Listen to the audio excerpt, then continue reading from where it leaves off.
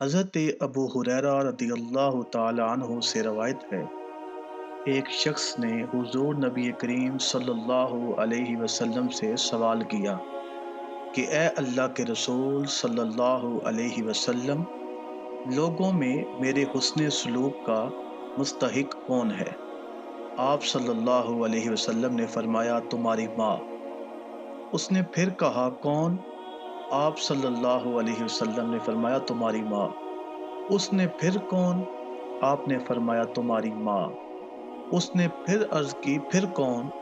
چوتھی بار آپ صلی اللہ علیہ وسلم نے فرمایا تمہارا باپ۔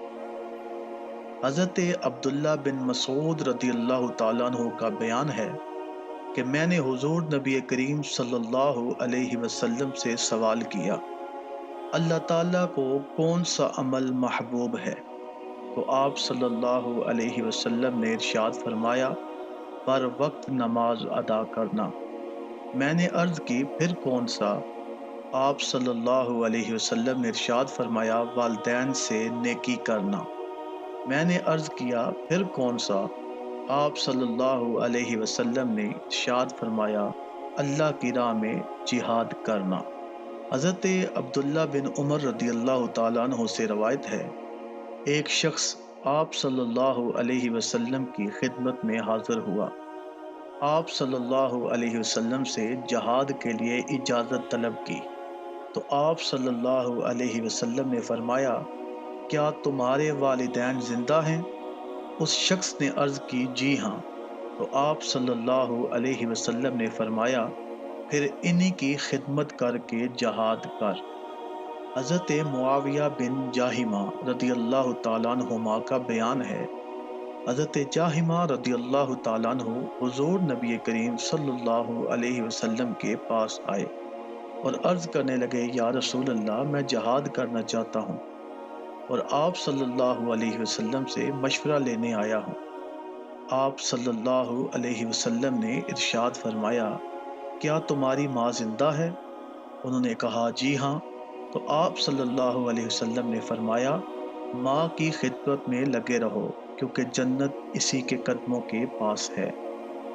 حضور نبی کریم صلی اللہ علیہ وسلم نے اس شخص کو بد نصیب قرار دیا جو والدین کو بڑھاپے کی حالت میں پا کر بھی جنت میں داخل نہ ہو سکے۔ حضرت ابو ہریرہ رضی اللہ تعالیٰ عنہ فرماتے ہیں کہ حضور نبی کریم صلی اللہ علیہ وسلم نے فرمایا اس شخص کی ناک خاک میں ملے، اس شخص کی ناک خاک میں ملے، اس شخص کی ناک خاک میں ملے۔ 3 مرتبہ فرمایا، پوچھا گیا اے اللہ کے رسول کس کی ناک خاک میں ملے؟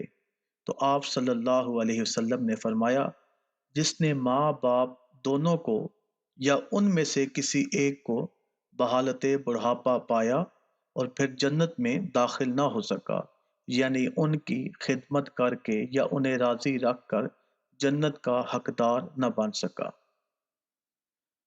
ام المومنین سیدہ عائشہ صدیقہ رضی اللہ تعالی عنہا بیان فرماتی ہیں، حضور نبی کریم صلی اللہ علیہ وسلم نے فرمایا میں جنت میں گیا تو وہاں میں نے قرات سنی۔